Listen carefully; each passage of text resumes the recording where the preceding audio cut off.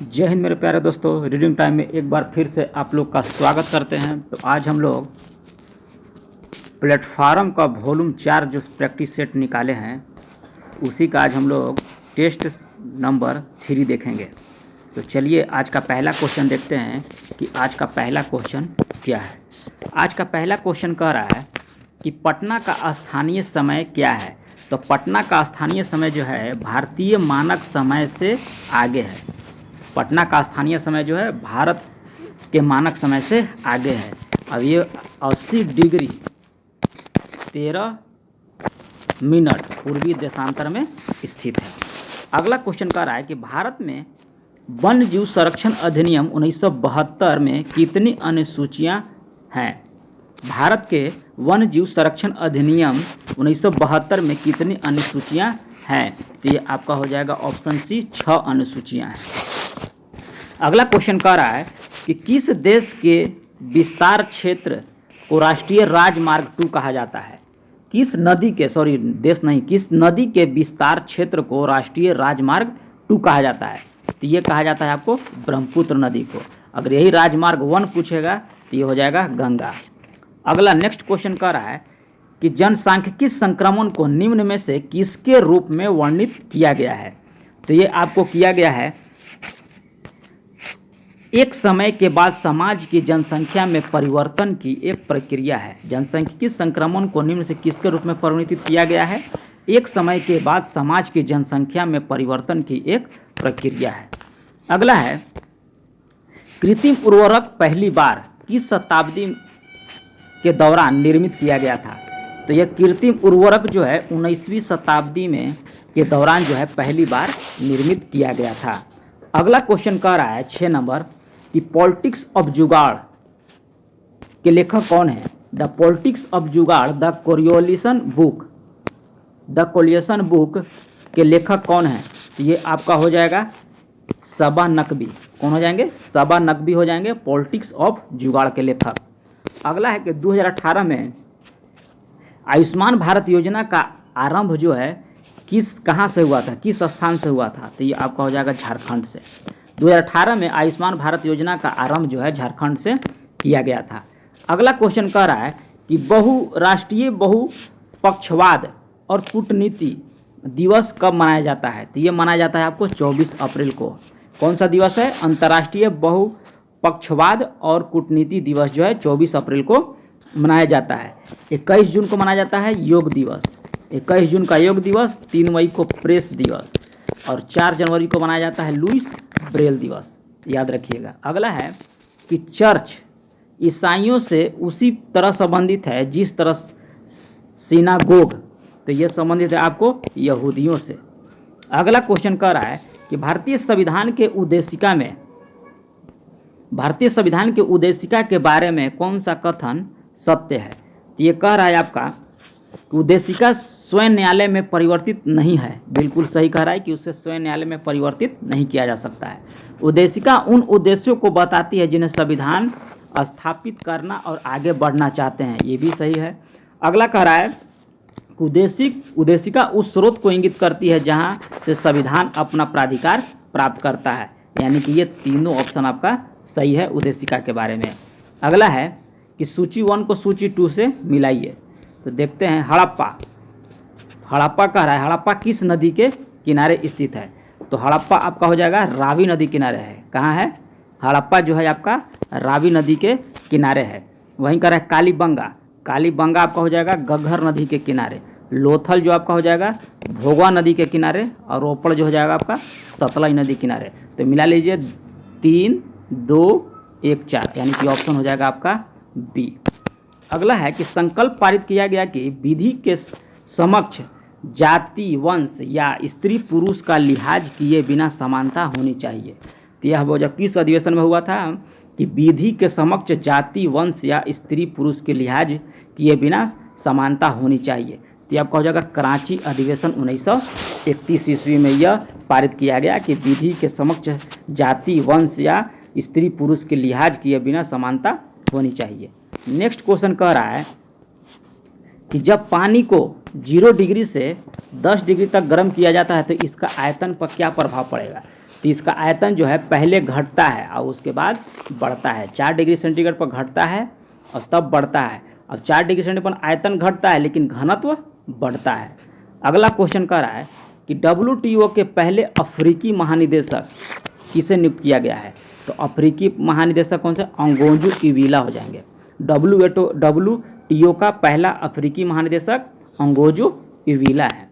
अगला है अधिकांश सरीसृप में एक 3 कक्षीय हृदय होता है। क्या होता है? 3 कक्षीय हृदय होता है। ऑप्शन हो जाएगा आपका ए कि अधिकांश सरीसृपों में 3 कक्षीय हृदय होता है। अगला है कि बंग भंग विरोधी स्वदेशी आंदोलन का प्रारंभ कब किया गया था?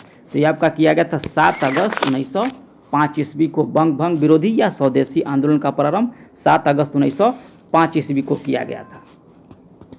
अगला क्वेश्चन कह रहा है कि क्रांतिकारियों का एक गुप्त संगठन अभिनव भारत का गठन किसने किया था?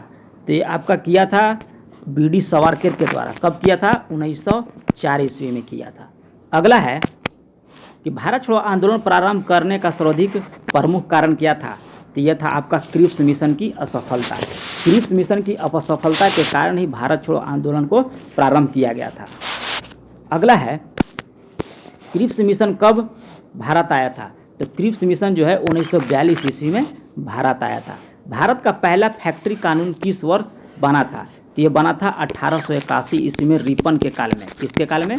रिपन के काल में। दूसरा है 1891 ईस्वी में लैंसडाउन के शासनकाल में, लॉर्ड लैंसडाउन के शासनकाल में। दूसरा पहला फैक्ट्री कानून बना था आपको 1881 ईस्वी में रिपन के काल में और दूसरा 1891 ईस्वी में लैंसडाउन के काल में। अगला है कि सेमोफाइड का उत्पन्न होता है तो यह बालू और बजरी पर उत्पन्न होता है। सेमोफाइड एक प्रकार का जो पौधा होता है वह बालू और बजरी पर उगता है। अम्ल वर्षा का जनक के रूप में किसे जाना जाता है? तो ये जाना जाता है आपको अम्ल वर्षा के रूप में रॉबर्ट एम स्मिथ को। और अम्ल वर्षा होता है SO2 और NO2 को हम लोग अम्ल वर्षा कहा जाता है। अम्ल वर्षा के जनक हो गए रॉबर्ट एम स्मिथ। अगला है कि आम आदमी पार्टी का गठन किस वर्ष हुआ था? तो ये आपका हुआ था 2012 में। आम आदमी पार्टी का गठन जो हुआ था 2012 ईस्वी में हुआ था। अगला नेक्स्ट क्वेश्चन कह रहा है कि चिलियावाला का युद्ध कब लड़ा गया था? तो चिलियावाला का युद्ध जो है 1949 ईस्वी में लड़ा गया था। चिलियावाला का युद्ध 1949 ईस्वी में लड़ा गया था।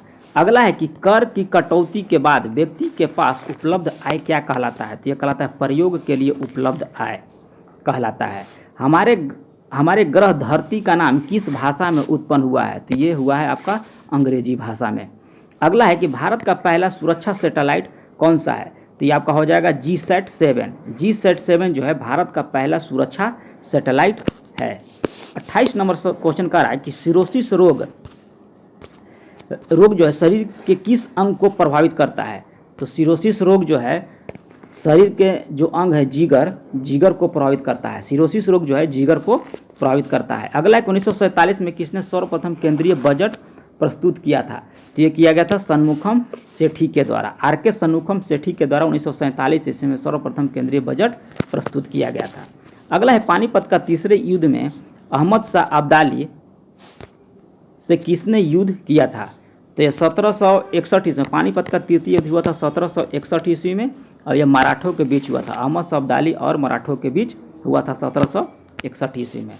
अगला है कि कर्णिका 4 सेंटीमीटर रेखा को 4.1 सेंटीमीटर नापती है तो वह गलती से कितना प्रतिशत अधिक नापी? तो अधिक नापा है तो 41, यदि 4.1 में से 4 घटा देंगे तो यहाँ बचेगा 0.1 और बटे में हो जाएगा 4 और इंटू हो जाएगा यहाँ से 100 और एक जीरो यहाँ हटा कर इसको पॉइंट हटा देंगे और 25 चौका 25 100 और यहाँ एक जीरो से इसको हटा देंगे यानी कि 2.5 इसका आंसर हो जाएगा।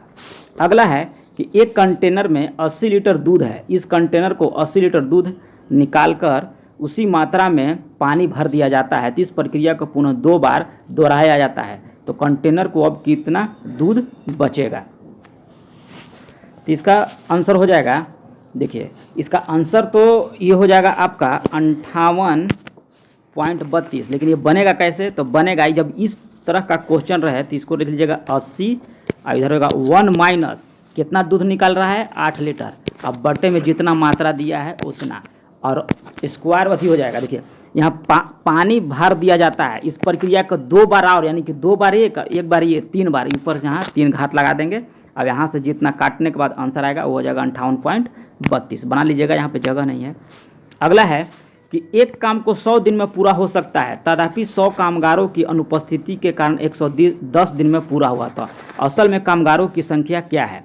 तो इसको हो जाएगा आपका, पहले कितना थे, तो मान लेते हैं कि एक व्यक्ति हैं 100 दिन काम किए। अब क्या कह रहा है कि 10 कामगारों अनुपस्थित हो गए, यानी कि एक में से 10 गो को निकाल देंगे। अब ये कितना दिन में करेगा? तो 110 दिन में करेगा।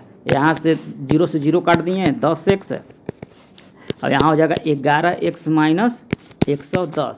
110 को इधर ला देंगे, और ये हो जाएगा x, यानी कि पहले कामगारों की संख्या कितनी थी? 110। आंसर हो जाएगा आप लोग का एप्पल। नेक्स्ट क्वेश्चन कह रहा है कि एक व्यक्ति स्थिर पानी में 10 किलोमीटर प्रति घंटा की गति से नौका विहार करता है और पता है कि उसे इसमें उस नौका से बहाव के विपरीत आने पे बहाव की तरफ से दुगना समय लगा, तो धारा की गति क्या है? तो मान लेते हैं कि एक का धारा की गति, यहाँ तो दूरी हम लोग का स्थिर है, तो दूरी स्थिर है तो v इंटू टी होगा। तब देखिए v1 के जगह आपको कितना दिया है? 10 plus x into time T दिया है।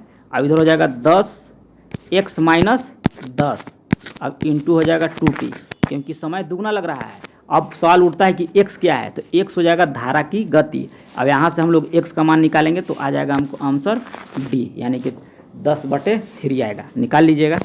अगला है कि 500 रुपये के 2 वर्ष बैंकों में ब्याज अंतर 2.5 रुपया है, तो उनका ब्याज का अंतर, दर का अंतर क्या होगा? तो ये होता है 500 गुना 2 R1 बटे में 100 माइनस 500 गुना 2 इंटू R2। R1 R2 क्या है? दर है, बटे में 100, और यहाँ माइनस का चिन्ह, अब बराबर हो जाएगा 2.50। यहाँ से R का मान आपका हो जाएगा, कितना हो जाएगा? R का मान निकालिएगा तो आ जाएगा आंसर 0.25, निकाल लीजिएगा। अगला है कि टोक्यो ओलंपिक 2020 में ओलंपिक मशाल का आकार क्या था? टोक्यो ओलंपिक 2020 में ओलंपिक मशाल जो जला था उसका आकार क्या था? तो यह था चेरी ब्लॉसम। क्या था उसका आकार? जो था चेरी ब्लॉसम था। कैमूर पठार किसके लिए प्रसिद्ध है? तो कैमूर पठार जो है चूना पत्थर के लिए प्रसिद्ध है। अगला है कि विश्व हेपेटाइटिस दिवस 2021 का विषय क्या था? तो यह था आपको हेपेटाइटिस कैनोट वेट। 2021 का हेपेटाइटिस जो दिवस मना था उसका विषय था हेपेटाइटिस कैन वेट। अगला है 39 नंबर कि वन्य जीव अभ्यारण्य बिहार को मुंगेर जिले में स्थित है। कौन सा है जो मुंगेर जिले में स्थित है? तो आपका हो जाएगा भीम बांध। भीम बांध जो है मुंगेर जिला में स्थित है। नेक्स्ट क्वेश्चन का रहा है कि नौ संचालकों के लिए समुद्री सहायक विधेयक 2021 जो संसद के द्वारा पारित किया गया था वह किस अधिनियम की जगह लेगा? तो ये आपका हो जाएगा प्रकाश स्तंभ अधिनियम 1927 ईस्वी की जगह लेगा। अगला ही केंद्र सरकार ने सैनिक स्कूलों में ओबीसी को निम्न में से कितने प्रतिशत आरक्षण देने की घोषणा की गई है? तो ये दिया गया है 27% आरक्षण जो है सैनिक स्कूल में ओबीसी कैटेगरी को मिलेगा। अगला है कि भारतीय वायुसेना ने किस विमान से हवा में लॉन्च किए जाने वाले ब्रह्मोस मिसाइल संस्करण का सफल परीक्षण किया है? तो यह किया है सुखोई 30 MKI से किया है।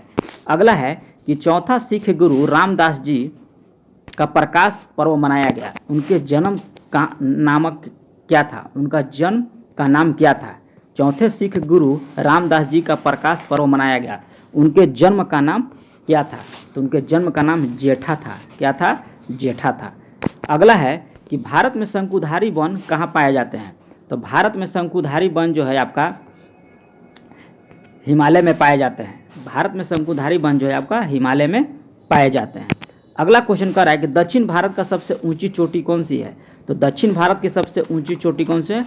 अनैमुदी है। अनैमुदी जो है दक्षिण भारत की सबसे ऊंची चोटी है। अगला है कि 2011 के अनुमान के अनुसार विश्व की जनसंख्या कितना प्रतिशत भाग रहता है? कहाँ? भारत में। तो ये आपका हो जाएगा 17.5%। कहाँ रहता है? 17.5% रहता है। अगला क्वेश्चन कह रहा है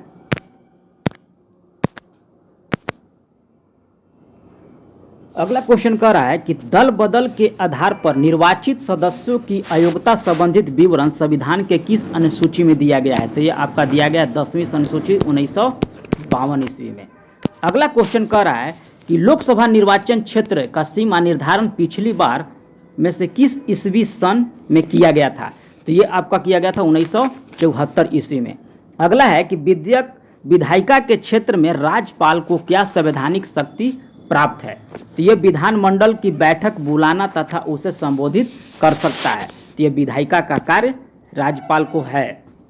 अगला है कि विधान परिषद के 1/6 सदस्य को मनोनीत कर सकता है राज्यपाल। ये भी बिल्कुल सही कह रहा है। और क्या कह रहा है कि अध्यादेश जारी करना तथा विधानमंडल में पारित विधेयकों को स्वीकृति प्रदान करता ये राज्यपाल का कार्य है। तो इनमें से हो जाएगा आपका सभी।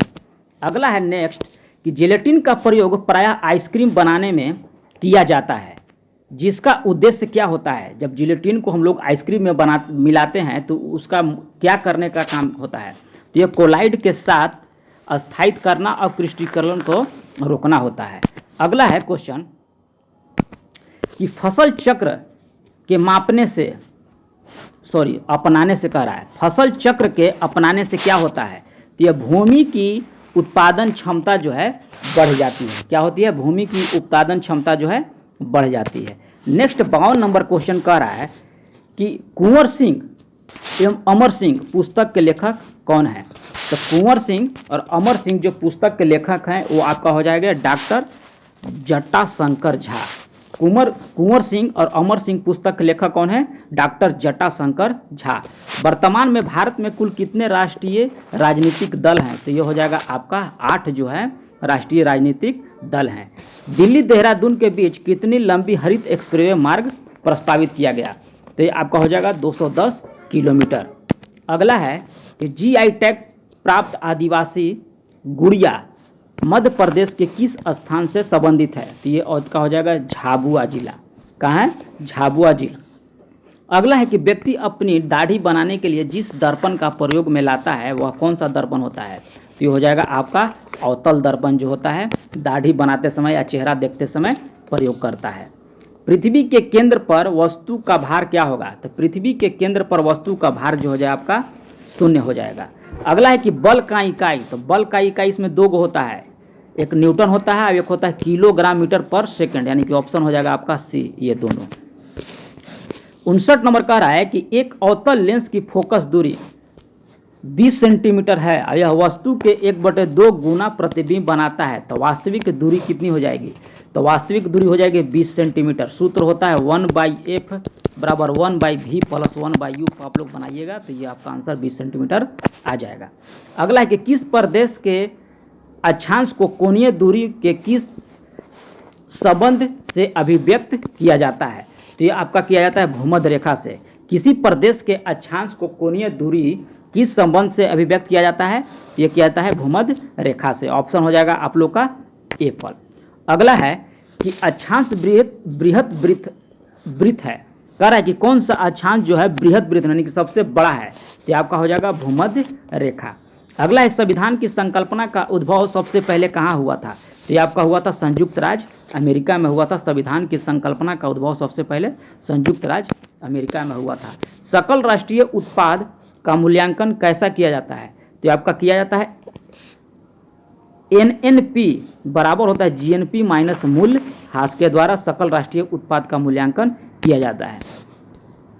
64 नंबर क्वेश्चन कर रहा है गुणित अनुपात का नियम का प्रतिपादन किया था? तो गुणित अनुपात का नियम का प्रतिपादन जो है जॉन डाल्टन के द्वारा किया गया था। मक्खन में परिक्षेपण प्रवस्था तथा परिक्षेपण मध्य क्या होता है? इसमें क्या होता है? तो ठोस और द्रव का जो है वह मिश्रण होता है। अगला है कि CuSO4 × 5H2O किस प्रकार के बंध विद्यमान होते हैं? तो इसमें हो जाएगा विद्युत संयोजी, ससंयोजी और समन्वयन उपसंयोजी बंध जो है विद्यमान होता है।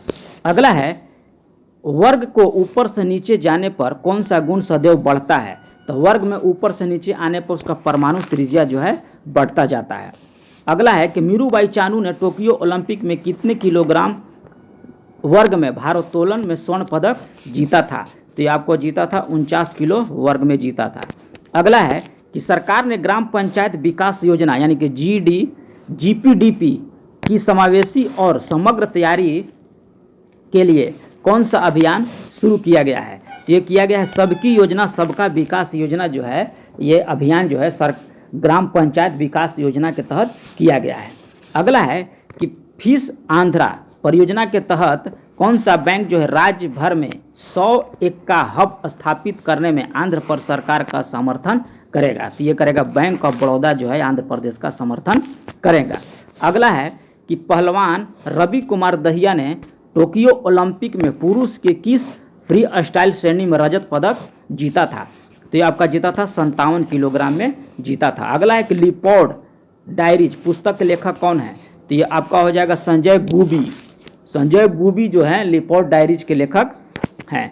अगला है कि $20 मिलियन खर्च करके ऑर्बिट में 8 दिन गुजारने वाला पहला अंतरिक्ष यात्री कौन था? तो ये आपका हो जाएगा डेनिस टिटो। डेनिस टिटो जो था 8 दिन जो अंतरिक्ष में गुजारा था। अगला है कि ग्रुप ए रक्त वाले व्यक्ति को किस ग्रुप का रक्त दिया जा सकता है? तो ए और ओ से है जो वह रक्त ले सकता है। मानव के कुल रक्त आयतन में प्लाज्मा का प्रतिशत कितना होता है? तो ये होता है आपका 60%। अगला है कि सुस्ती क्या होता है? सुस्ती जो होता है एक प्राणी निद्रा होता है। क्या होता है? प्राणी निद्रा होता है। 76 के बाद अब हम लोग जाते हैं 77 नंबर में। 77 नंबर क्वेश्चन कह रहा है कि निम्नलिखित में से कौन सा कथन सत्य है? तो ये आपका हो जाएगा उपचयन अभिक्रिया के दौरान परमाणु में इलेक्ट्रॉन उत्सर्जित होता है। ये बिल्कुल आपका कथन सत्य है, यानी कि 77 का ऑप्शन हो जाएगा आपका एप्पल। ध्यान से आप लोग सेट मारिए क्योंकि ये लास्ट चांस है बिहार दरोगा का। उसके बाद कब निकलेगा नहीं निकलेगा ये तो अब सरकार ही जानती है, इसलिए आप लोग तैयारी जो है जम कर कीजिए और नहीं तो आपको बिहार सरकार आपके साथ खेला कर देगी। अगला है टोक्यो ओलंपिक 2020 में आधिकारिक प्रसारण कौन था? यानी कि टोक्यो ओलंपिक 2020 में हुआ था तो उसका आधिकारिक प्रसारण किस टीवी को दिया गया था? तो दिया गया था आपको सोनी 10 स्पोर्ट को। किस देश की सरकार ने डिजिटल वैक्सीन पासपोर्ट लॉन्च करने की घोषणा की है? तो ये आपका किया गया है कनाडा के द्वारा। कनाडा के द्वारा जो है डिजिटल वैक्सीन पासपोर्ट लॉन्च किया गया है। किस बैंक ने हॉनर फर्स्ट पहल शुरू करने के लिए भारतीय नौसेना के साथ समझौता किया है? ये किया है IDFC फर्स्ट बैंक जो है हॉनर फर्स्ट पहल शुरू करने के लिए भारतीय नौसेना के साथ समझौता किया है। 81 नंबर क्वेश्चन कर रहा है कि नागिन झील किस राज्य में स्थित है? तो नागिन झील आपका हो जाएगा जम्मू कश्मीर में। कहाँ है? जम्मू कश्मीर में। लाल मिट्टी के बारे में कौन सा कथन सत्य है? तो लाल मिट्टी जो है इसमें लौह यौगिक की में समृद्ध होता है। लाल मिट्टी में लौह यौगिक अधिक मात्रा में पाया जाता है। अगला क्वेश्चन कह रहा है अशोक मेहता समिति ने पंचायती राज के लिए किस प्रतिमान की संस्तुति की थी? तो यह किया था 2 स्तरीय। अशोक मेहता समिति ने 2 स्तरीय पंचायती राज की मांग की थी। अगला है 84 नंबर कि 52वां संविधान संशोधन के द्वारा क्या हुआ था? तो राजनीतिक दल बदल रोकने का प्रयास किया गया था 52वां संविधान संशोधन के द्वारा। अगला है कि मौलिक अधिकार के संरक्षक कौन होता है? तो ये होता है आपका उच्चतम न्यायालय जो है मौलिक अधिकार का संरक्षक होता है। 86 नंबर क्वेश्चन कर रहा है कि राष्ट्रीय आय का आकलन किस एजेंसी के द्वारा किया जाता है? तो ये किया जाता है केंद्रीय सांख्यिकी संगठन यानी कि CSO के द्वारा किया जाता है। नेक्स्ट क्वेश्चन कर रहा है कि इनमें किनका बाजार अंतर्राष्ट्रीय होता है? तो अंतर्राष्ट्रीय होता है आपका पेट्रोल और सोना चांदी का बाजार जो है अंतर्राष्ट्रीय बाजार पे होता है। अगला है कि उदारीकरण की घोषणा कब किया गया था? तो उदारीकरण की घोषणा जो है जुलाई 1991 में किया गया था मनमोहन सरकार के द्वारा। उदारीकरण की घोषणा 1991 में मनमोहन सरकार के द्वारा किया गया था। अगला है कि महिला एथलीट ऑफ द ईयर 2020 किसे चुना गया था? तो ये चुना गया था आपको नोआमी ओसाका को। महिला एथलीट ऑफ द ईयर 2020 किसे चुना गया था? नोआमी ओसाका को। 90 नंबर क्वेश्चन कर रहा है कि ब्रिक्स फाइनेंशियल कोऑपरेशन की बैठक किस देश की मेजबानी में हुआ था? तो ये आपका हो जाएगा हुआ था भारत की मेजबानी में। ब्रिक्स फाइनेंशियल कोऑपरेशन की बैठक किस देश की मेजबानी में हुआ था? तो ये हुआ था आपको भारत की मेजबानी में हुआ था।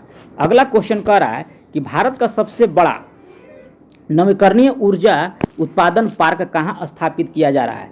तो ये आपका किया जा रहा है कच्छ में। गुजरात के कच्छ में जो है भारत का सबसे बड़ा नवीकरणीय ऊर्जा उत्पादन पार्क स्थापित किया जा रहा है। अगला है कि 2020 में किस झील का पानी का रंग जो है गुलाबी हो गया था? कब पूछ रहा है? 2020 में। तो ये हुआ था लूनार झील। लूनार झील का पानी जो है 2020 में उसका रंग जो है गुलाबी हो गया था। अगला क्वेश्चन कह रहा है मैच कीजिए, सूची 1 को सूची 2 से मैच कीजिए। अब देखिए यहाँ कह रहा है शीत युद्ध, क्या कह रहा है? शीत युद्ध। शीत युद्ध आपका हुआ था यूएसए बनाम सोवियत समाजवादी गणतंत्र, यानी कि पहला का 4 है, तो पहला का 4 आपका ए और सी दोनों में दिया है। आगे देखते हैं धर्म युद्ध।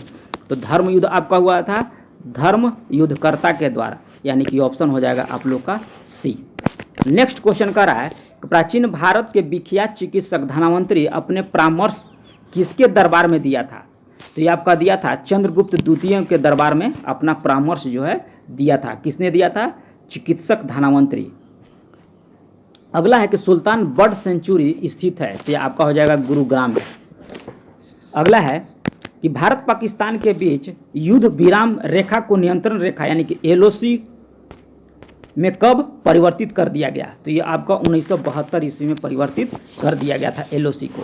कैंसर शब्द ग्रीक के कोर्सिनोस से व्युत्पन्न हुआ है, जिसका अर्थ क्या होता है? केकड़ा होता है। अगला है 98 नंबर क्वेश्चन कि निम्नलिखित में से कौन सा विकल्प पराश्रयी पौधा पैरासिटिक प्लांट का उदाहरण है? तो ये आपका हो जाएगा अमरबेल कस्कुटा। कस्कुटा जो है पराश्रयी पौधे और पैरासिटिक प्लांट का उदाहरण है। अगला नेक्स्ट क्वेश्चन कह रहा है कि दूध में वसा की मात्रा अनुकूलन प्रक्रिया को क्या कहा जाता है? तो इसको कहा जाता है स्टैंडर्डाइजेशन कहा जाता है। दूध की वसा के मात्रा के अनुकूलन प्रक्रिया को स्टैंडर्डाइजेशन कहा जाता है। 100 नंबर और आखिरी क्वेश्चन कह रहा है कि कौन सी पथरी के गठन का कारण नहीं है? तो अधिक पानी पीना जो है पथरी के गठन का कारण नहीं है। तो यह रहा आज हम लोग का 100 क्वेश्चन। कितना आया नंबर आप लोग कमेंट बॉक्स में जरूर लिखिएगा, और चैनल पर पहली बार है तो चैनल को सब्सक्राइब कर लीजिएगा, क्योंकि यहाँ डेली बिहार दरोगा का एक प्रैक्टिस सेट दिया जा रहा है। तो मिलते हैं नेक्स्ट वीडियो में, तब तक के लिए अपना ध्यान रखिए, खूब मन से तैयारी करिए। मिलते हैं नेक्स्ट वीडियो में, तब तक के लिए धन्यवाद।